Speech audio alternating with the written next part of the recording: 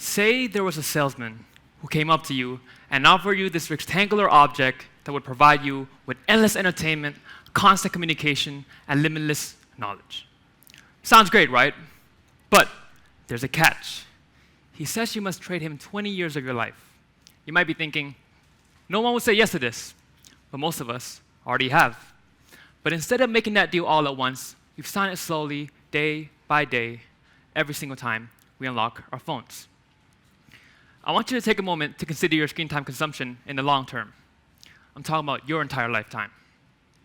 The average global screen time is around 6 hours and 40 minutes. And for Gen Z, it's 9 hours. So, assuming that you live to about 70, that adds up quick. The average person is now bound to spend 20 years of their life glued to a screen. And for Gen Z, it's 26 years, over a third of your lifetime. Now, those numbers may seem a little bit scary, and they're probably exaggerated to a certain extent. Because you're not going to waste the entire time you spend on your phone. I mean, phones aren't useless. We all need to have one nowadays. We need our phones for work, to communicate, to learn, or for some, to even find their date. The point is, smartphones are great. However, I can guarantee you that almost all of us in this room, if we were to truly examine our lives honestly, are spending far too much time on our phones. And it's not entirely your fault. Let me tell you a story. I have a love-hate relationship with Instagram Reels. Every time I watch them, I seem to be enjoying my time. The videos are entertaining, sometimes a bit weird, but they're almost always funny.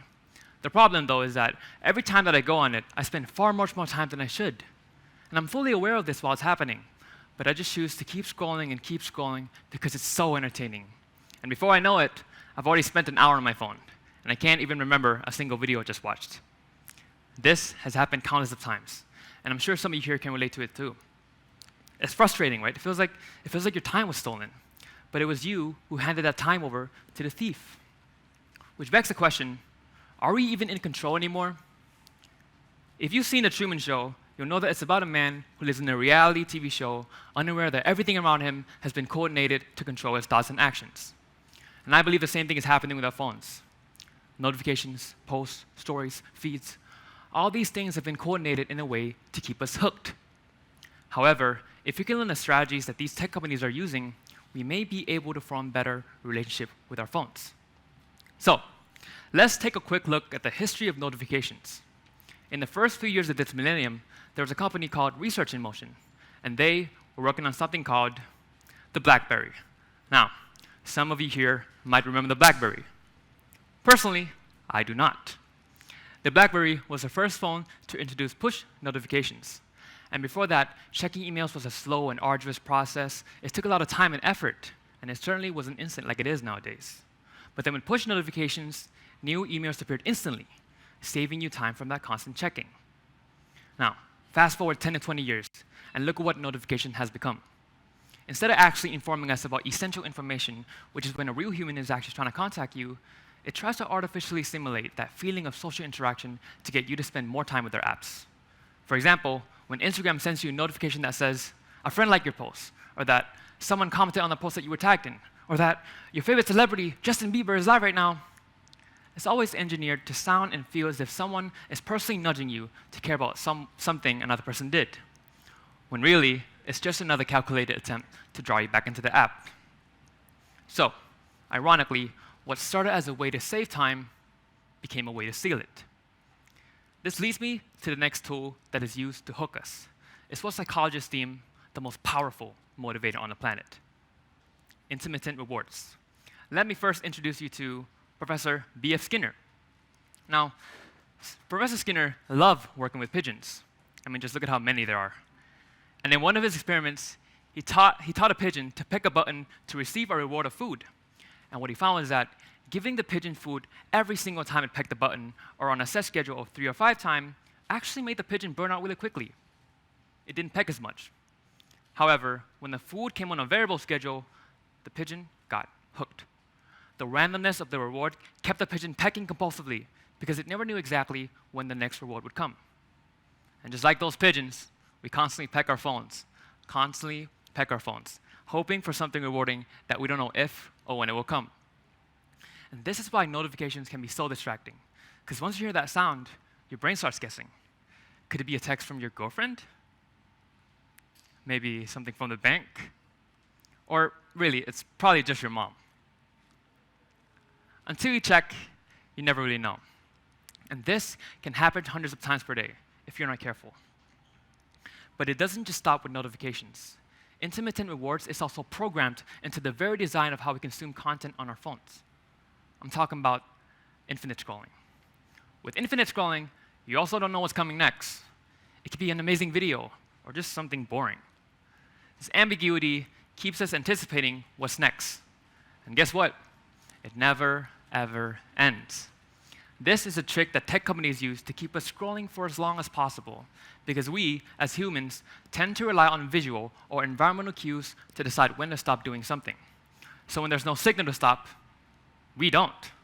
We'll just keep being fed more videos, more posts, more content, more dopamine. I mean, there's even a Gen Z term for this. It's called dopamine farming. Every major entertainment app has implemented the infinite scroll feature because it works. So if you're not careful, it's very, very easy to overconsume. Here's a very interesting fact for you.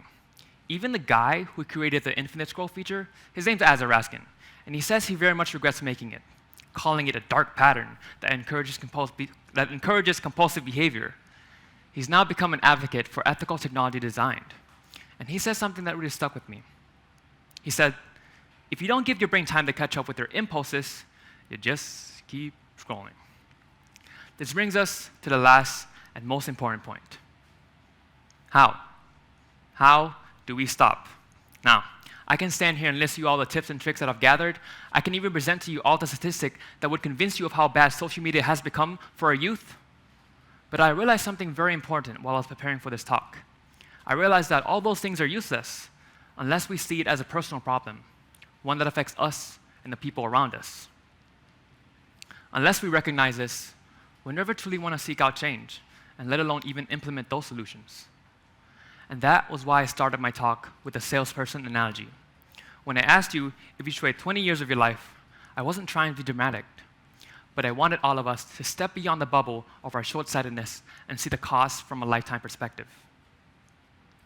There's a technique in addiction psychiatry called playing the tape through the end. It's about imagining the consequences of our habit, not just today, not just tomorrow, not just next week, but throughout the rest of our lifetime. So, everyone, let's all play our tapes to the end. If we keep on living the same way we are, spending 6 to 9 hours on our phones, what would that look like over a lifetime? What will we have missed? Well, one day we look back and wonder what we could have become, what we could have learned or built if we had protected more of that time and attention. And could some of those precious hours be spent with our loved ones before they pass, or on meaningful things that actually matter? Let those questions sink in and really think about it for a second. Before I end, I've got some good news for you. The salesman contract has yet to be fully signed because there's still time to revoke it.